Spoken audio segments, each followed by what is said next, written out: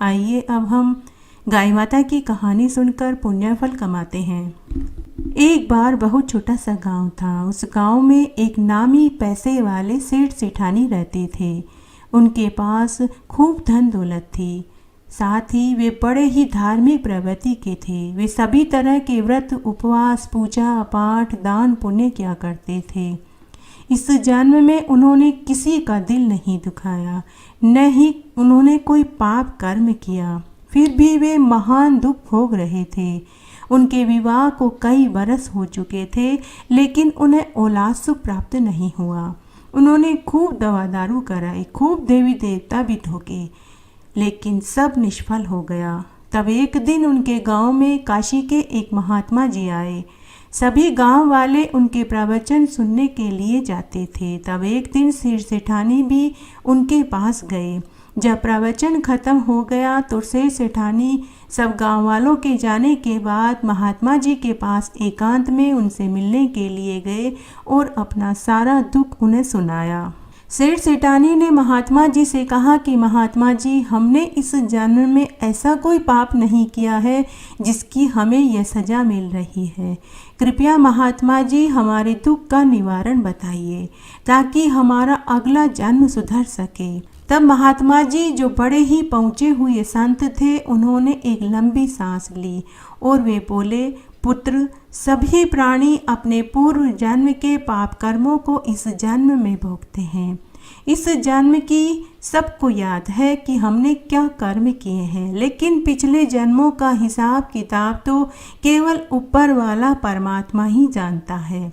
पुत्र, यह जन्म तुमने अच्छे कर्म करके बिताए हैं तो अगला जन्म तुम्हारा जरूर सुधरेगा, लेकिन फिर भी इस जन्म में अनजाने में जो पाप कर्म हुए हैं हम नहीं जानते। जैसे चलते फिरते उठते बैठते समय हमसे चींटियाँ, मक्खियाँ, कीड़े, अन्य छोटे छोटे जीव मर जाते हैं, वे भी पाप की श्रेणी में गिने जाते हैं। इसलिए मैं तुम्हें एक उपाय बताता हूँ, तुम उस उपाय को करो। उस उपाय को करने से तुमसे जो अनजाने में जो पाप हुए हैं वे सभी धुल जाएंगे। पुत्र, तुम 1 साल तक गाय की सेवा करो, फिर साल भर बाद उस गाय को एक ब्राह्मण को दान में देकर गाय का उद्यापन कर दो। उद्यापन में ब्राह्मण को दूध देने वाली गाय बछड़ा सहित दान में दो और साथ ही गाय दूने का बर्तन, गेहूँ, गुड़ की बोरी, जो भी तुम्हारी सामर्थ्य हो वो दो और ब्राह्मण को 5 कपड़े और दक्षिणा के रुपए जरूर दो। सपत्नीक ब्राह्मण को भोजन जरूर कराना। पुत्र, तुम्हारा अगला जन्म सुधर जाएगा, तुम्हें सद्गति प्राप्त होगी। तब सेठ सेठानी ने महात्मा जी को प्रणाम किया और घर आए। घर आने के बाद उन्होंने एक ग्वाले से दूध देने वाली गाय बछड़ा सहित खरीदी। अब सेठ सेठानी दोनों ही गाय की सेवा करने लगे। रोज गाय को नहलाते, बाड़े की सफाई करते, हरा चारा खिलाते, गोबर पोठे उठाते और दूध दूने के लिए उन्होंने एक ग्वाले को भी लगाया। अब वे रोज गाय की सेवा करके अपना समय बिताने लगे। इस तरह साल भर बीत गया। साल भर बाद उन्होंने गाय का उद्यापन किया। एक योग्य ब्राह्मण को सपत्नीक भोजन पर घर बुलाया और उन्हें भोजन खिलाकर गाय व बछड़ा दान में दिया। साथ ही गुड़ और दलिए की बोरी दी और गाय के पहनने के चांदी सोने के गहने दिए। साथ ही दक्षिणा के रुपए दिए। ब्राह्मण और ब्राह्मणी के 5-5 कपड़े दिए। गाय का दूध निकालने का बर्तन दिया। जितना सामान वो दान में दे सकते थे उन्होंने खूब दान दिया। उस रात्रि को सेठ सेठानी को सुकून भरी नींद आई, जैसे उनके सिर से बहुत भारी बोझ उतर गया हो। समय इस तरह उनका फिर से गुजरने लगा। तब इसे संयोग ही कहें कि दोनों सेठ सेठानी की मृत्यु एक ही दिन हो गई। उन्हें लेने के लिए यमदूत आए। जब यम मार्ग में वैतरणी नदी आई तो उन्हें वैतरणी नदी पार कराने के लिए वही गाय आकर खड़ी हो गई। सेठ सेठानी ने गाय की पूंछ पकड़कर वैतरणी नदी पार करी। जब वे सेठ सेठानी धर्मराज जी की चौखट पर पहुँचे तो उनके कर्मों का लेखा जोखा बताने के लिए पुनः वही गाय आकर खड़ी हो गई। उस समय धर्मराज जी और चित्रगुप्त जी को भी महान आश्चर्य हुआ। सेठ सेठानी को धर्मराज जी ने देव विमान में बैठाकर बड़े ही आदर के साथ बैकुंठ में चिरकाल तक आनंद सुख भोगने के लिए भेज दिया। हे गाय माता, जैसे आपने सेठ सेठानी की हर जगह गवाही दी, वैसे हमारी भी देना, कहने वाले की, सुनने वाले की और हुकारा भरने वाले की। एक बार एक साहूकारनी थी। वह गो भक्त थी। जब वह छोटी थी तभी से उसने अपनी माँ, पिता व दादी को गाय की सेवा करते देखा था। तभी से उसने सीखा कि पहली रोटी गाय को देनी चाहिए। जब भी गाय को रोटी खिलानी होती थी तो उसकी माँ और दादी ग्यारसी ग्यारसी कहते तो ग्यारसी समझ जाती थी कि गाय को रोटी खिलानी है। ग्यारसी दौड़कर अपनी माँ और दादी से रोटी व पानी का लोटा लेती और गाय को रोटी खिलाती और पानी का लोटा गाय के खूंटे पर डाल देती थी। विवाह के बाद जब ग्यारसी ससुराल में आई तो उसकी गो भक्ति देखकर उसके सास ससुर व पति भी बहुत खुश हुए। जब ग्यारसी यानी कि साहूकारनी, फिर उसके बाद ग्यारसी साहूकारनी के कहने पर उसके सास ससुर ने एक गाय पाल ली। साहूकारनी रोज सुबह तड़के उठकर गाय के स्थान की सफाई करती, उसके ठाणे की सफाई करती, चारा डालती, गोबर पोठे उठाकर उपले बनाती, गाय के खूंटे की सफाई करती, दूध निकालती और जब खाना बनाती तो पहली रोटी गाय को देती थी। ससुराल में सभी ग्यारसी से बहुत खुश थे। गाय माता के आशीर्वाद से उसे एक पुत्र रत्न की प्राप्ति हुई। इस तरह हमेशा उनके एक या दो गाय हमेशा रहती थी। समय बीता। साहूकारनी के सास ससुर देवलोक गमन को प्राप्त हो गए। फिर बेटे का विवाह हुआ और दो पोते पोती भी हुए। उसके 3-4 साल बाद साहूकार भी चल बसा। साहूकारनी के हाथ पांव जब तक चलते रहे तब तक तो वही गाय का सारा काम करती रही, लेकिन बुढ़ापा आ गया। हाथ पांव ने जवाब दे दिए। उसके हाथ धूजने लगते थे। अब उसके हाथ पांवों में वह जान नहीं रही। हाथों में कोई भी चीज वह पकड़ती तो वह धूजने लगते थे। चेहरे पर झुर्रियां और बालों में सफेदी आ चुकी थी। शरीर में आंत और मुंह में दांत ना रहे। तब एक दिन साहूकारनी अपनी बहू से बोली कि बहू, अब तुम्हें ही रसोई व घर के काम के साथ गाय का भी ध्यान रखना है। गाय को समय समय पर चारा पानी देना है, साफ सफाई करना है। गाय को कभी धूप तो कभी छाया में बांधना पड़ता है। बहू, पहली रोटी गाय को जरूर देना। बहू ने कहा, माताजी मैं सब कर लूंगी, आप चिंता न करें। लेकिन बहू रोटी बनाते ही बच्चों और पति को खिला देती। उसके बाद बच्चों का और पति का टिफिन बनाकर दे देती, लेकिन वह गाय को रोटी देना भूल जाती थी और गाय को चारा पानी भी समय पर नहीं देती थी। बेचारी साहूकारनी बिस्तर पर पड़ी पड़ी दुखी व उदास होती रहती थी। ना तो वह खुद काम कर सकती थी और ना ही बार बार बहू को कुछ कह सकती थी। बस गाय माता से मन ही मन माफी मांगती रहती थी। समय बीतता गया। एक बार की बात है, सावन का महीना था। बारिश की छड़ी लग गई। खूब जोरदार बरसात हुई। लगातार 24 घंटों तक पानी बरसता रहा। गांव की गलियां, सड़कें, सभी जगह घुटनों तक पानी भर गया। नगर गांव के सभी लोग जान बचाने के लिए ऊंची जगह पर जाने लगे। तब नगर के राजा ने ढिंडोरा पिटवाया कि सभी अपने अपने जानवरों को व कीमती सामान को लेकर ऊंची पहाड़ी पर पहुंच जाएं, क्योंकि बरसात का पानी लगातार बरस रहा है, सबको अपनी जान बचानी है। तब साहूकारनी के बेटा बहू ने भी गाय की रस्सी खोल दी ताकि वो सुरक्षित जगह जा सके और कीमती सामान और बच्चों को लेकर माँ से बोले कि माँ, सारा गांव जा चुका है, हमें भी जान बचाने के लिए पहाड़ी पर पहुंचना है, आप भी चलिए।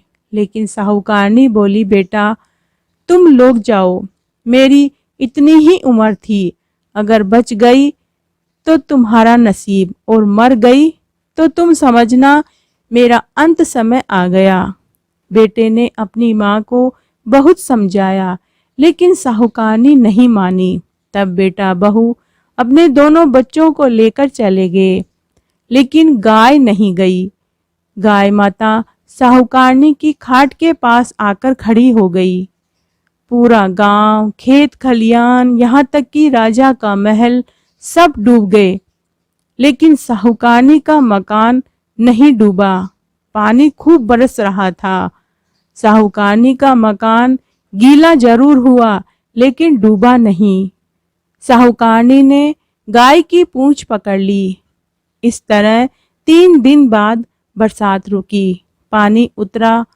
तब सभी गांव वाले व राजा पहाड़ी से नीचे उतरे तो सबने देखा कि सभी के घर करीब करीब डूब चुके थे, लेकिन साहूकारनी का मकान सूखा पड़ा था। जब राजा के पास यह खबर पहुंची तो राजा व गांव वाले भी साहूकारनी के बेटा बहू के साथ उनके घर पहुंचे। तब सभी को बड़ा आश्चर्य हुआ। साहूकारनी गाय की पूंछ पकड़कर बैठी थी। तब राजा ने साहूकारनी से पूछा कि अरे बुढ़िया माई, बरसात में सारा गांव, खेत खलियान, यहाँ तक कि मेरा महल भी डूब गया, लेकिन तेरा घर कैसे बचा? तब साहूकारनी बोली कि राजा जी, मुझे और मेरे घर को तो गाय माता ने बचाया है। मैंने पूरी उम्र गाय की सेवा करी है, पहली रोटी गाय को खिलाई, यह उसी का फल है। तब बुढ़िया के बेटा बहू अपनी माँ के चरणों में गिरकर माफी मांगने लगे। बुढ़िया ने राजा से कहा कि राजा जी, सभी दान धर्मों और व्रत का फल मरने के बाद मिलता है, लेकिन गाय की सेवा का फल मरने के बाद तो मिलता ही है, लेकिन जीते जी भी गाय की सेवा का फल मिलता है। उसी दिन नगर के राजा ने पूरी नगरी में यह ऐलान करवा दिया कि सभी को पहली रोटी गाय को देनी है, वह गाय माता की सेवा करनी है। जय हो गाय माता की। आइए अब हम गौ माता की कहानी सुनते हैं। एक बार एक गांव में एक वणिक सेठ सेठानी रहते थे। सेठ सेठानी बहुत पैसे वाले अमीर थे। पूरे गांव में उनकी बहुत इज्जत थी।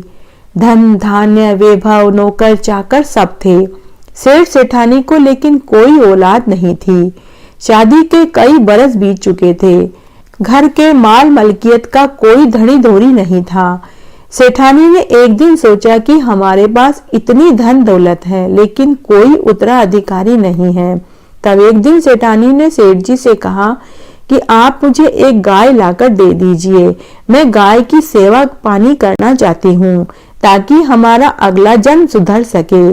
पूरा समय घर में मैं अकेली रहती हूँ, मेरा मन नहीं लगता। गाय की सेवा पानी गोबर पोठा का काम करूंगी तो मेरे दिन भी अच्छे से निकल जाएंगे। सेठ जी ने गाय लाने की हामी भर दी, लेकिन 15-20 दिन बीत जाने के बाद भी सेठ जी गाय लेकर नहीं आए। तब एक दिन सेठानी सोने चांदी वाले की दुकान पर गई और चांदी की एक गाय बनवाई। गाय के लिए सोने के जेवर बनवाए, गाय के लिए सोने की पायल, गले की कंठी, गले का हार इत्यादि चीजें बनवाई। गाय के लिए कपड़े सिलवाए। सेठानी ने गाय की पूजा पाठ करनी शुरू कर दी। रोज गाय की पूजा करती, कहानी सुनती, रोज हलवा पूड़ी खीर बनाती और घर के बाहर आने जाने वाली गाय को वह भोग खिला देती। अब सेठानी हर समय गाय की पूजा पाठ में लगी रही और अपना दिन बिताने लगी। गाय की सेवा करते हुए जब उसे पूरा 1 साल हो गया तो सेठानी सेठ जी से बोली कि सेठ जी, गाय की पूजा पाठ करते हुए मुझे 1 साल हो गया है। मैं गाय का उद्यापन करना चाहती हूँ। आप कल किसी योग्य ब्राह्मण को खाने की कहकर आ जाइए। सेठ जी ने पूछा कि तुमने कब गाय की सेवा करी? तब सेठानी ने कहा कि मैंने चांदी की गाय बनवाई थी और उसी की मैंने सेवा पानी करी है। तब सेठ जी गांव के ही एक पंडित को जाकर कहकर आए, पंडित जी महाराज, कल आप मेरे घर खाने पर पधारिए, मेरी पत्नी गाय का उद्यापन करेगी। पंडित जी ने हामी भर ली। तब उस ब्राह्मण ने झूठी ही हामी भर दी। रात्रि को ब्राह्मण ने अपनी पत्नी से कहा कि भगवान, मैं उस सेठ सेठानी के यहाँ खाना खाने नहीं जाऊंगा, क्योंकि वो लोग गाय का उद्यापन कर रहे हैं। उद्यापन में वो मुझे गाय दान में देंगे। मैं गाय को लेकर आऊंगा तो उसे मैं कहाँ रखूंगा? हमारे पास एक झोपड़ी है, गाय को हम कहाँ रखेंगे? मैं तुम सबके लिए 2 समय का खाने का जुगाड़ बड़ी मुश्किल से कर पाता हूँ। गाय को हम क्या खिलाएंगे, कहाँ बांधेंगे? अगर मैं गाय को खिला पिला नहीं पाऊंगा तो गाय की हत्या का पाप मेरे सिर पर लगेगा। गाय में 33 करोड़ देवी देवताओं का वास होता है। गाय को ठंडी छांव में बांधना होता है। हम एक झोपड़ी के मकान में कैसे उस बिचारी गाय को बांधेंगे? ब्राह्मणी अपने पति की बात से सहमत हो गई। इस तरह वह ब्राह्मण सेठ जी के यहाँ खाना खाने के लिए नहीं गया। दूसरे दिन सेठानी ने गाय के उद्यापन में 2 ड्रम तांबे के खरीदे, जिसमें एक में पानी भरा और एक में दलिया भरा। 1 बोरी गेहूं की खरीदी, 1 बोरी गुड़ की खरीदी और पंडित जी के लिए तरह तरह के व्यंजन खाने के लिए बनाए। सुबह से दोपहर हो गई, लेकिन पंडित जी खाने पर नहीं आए। तब सेठानी ने सेठ जी से कहा कि पंडित जी खाने पर क्यों नहीं आए? आप खाने की कहकर आए थे या नहीं? सेठ जी ने कहा, भगवान खूब अच्छे से बोलकर आया था। तब सेठानी ने कहा कि सेठ जी, मैं जाकर बुलाकर लाती हूँ। तब सेठ जी ने कहा कि अरे भगवान, तुम कहाँ जाओगी? मैं नौकर को भेज देता हूँ, वह सेठ जी को बुलाकर ले आएगा। तब सेठ जी ने अपने नौकर को पंडित जी को लिवाने के लिए भेजा। नौकर पंडित जी के घर गया और बोला कि पंडित जी, आप मेरी सेठानी के यहाँ खाना खाने के लिए क्यों नहीं आए? आप अपना नुकसान क्यों करवा रहे हैं? हमारे सेठ जी आपको चांदी की गाय, गेहूं, गुड़ की बोरी, 2 बड़े बड़े तांबे के ड्रम, खूब सारे नकद नारायण दक्षिणा में देंगे। पंडित जी मनी मन खुश हुआ। चलो, चांदी की गाय मिलेगी तो अन्न धन मिलेगा, अब तो कोई दिक्कत भी नहीं होगी। पंडित जी उसी समय नौकर के साथ सेठानी के घर भोजन करने के लिए आ गया। सेठानी ने पंडित जी का खूब आदर सत्कार किया और उसे तरह तरह के व्यंजन खिलाए और विदा में चांदी की गाय और गाय के सोने चांदी के जेवर दिए, कपड़े दिए, गेहूं, गुड़, पानी का ड्रम, दलिये से भरा हुआ ड्रम और दक्षिणा के खूब सारे रुपए दिए। पंडित जी बहुत खुश हुआ और उसने सेठानी को ढेरों आशीर्वाद दिए। कुछ समय बाद इसे संयोग ही कहें कि सेठ और सेठानी की दोनों की मृत्यु हो गई। जब यम मार्ग में वैतरणी नदी आई तो उनके सामने एक चांदी की गाय आकर खड़ी हो गई। सेठानी ने सेठ जी से कहा कि सेठ जी, गाय की पूंछ पकड़ लीजिए, हम वैतरणी नदी पार कर लेंगे। दोनों सेठ सेठानी ने चांदी की बनी गाय की पूंछ पकड़ी और वैतरणी नदी आराम से पार कर ली। जब वे धर्मराज जी की चौखट पर पहुंचे तो धर्मराज जी ने उनको स्वर्ग का वास दिया। गाय की पूजा करता है, गाय की प्रदक्षिणा करता है और पूजा करने के बाद थोड़ी देर के लिए गाय के पीछे पीछे चलता है, उस मनुष्य के 7 जन्मों के पाप नष्ट हो जाते हैं। भगवान श्री कृष्ण ने कहा कि जो मनुष्य गाय की पूजा करता है तो मानो उसने मेरी पूजा कर ली हो। जो मनुष्य गाय की पूजा करने के बाद जितने पैर गाय के पीछे पीछे चलता है उतने ही कुल गोलोक में जाता है। श्री कृष्ण भगवान ने कहा कि मात्र गाय के दर्शन कर लेने मात्र से ही सभी तीर्थों में स्नान करने जितना वह फल पा लेता है। गाय के मुख में आटे का लड्डू, पका हुआ अन्न, गुड़, जो मनुष्य खिलाता है उसको अक्षय फल की प्राप्ति होती है। जो मनुष्य गाय को हरा चारा खिलाता है, गाय की पूजा करता है, गाय की पूजा करने से ब्रह्मांड में पितर और देवताओं की पदक्षिणा कर लेने जितना फल प्राप्त होता है। गाय की पूजा करने, व्रत करने से और ब्राह्मण को गाय दान करने से उस मनुष्य के सभी पाप दूर हो जाते हैं। गाय का पूजन करता है, व्रत करता है, वह पुत्र, पौत्र, आरोग्य, भाग्य, धन, संपत्ति, वैभव से परिपूर्ण हो जाता है और वह मनुष्य इस लोक के सभी सुख भोग कर बैकुंठ को पाता है।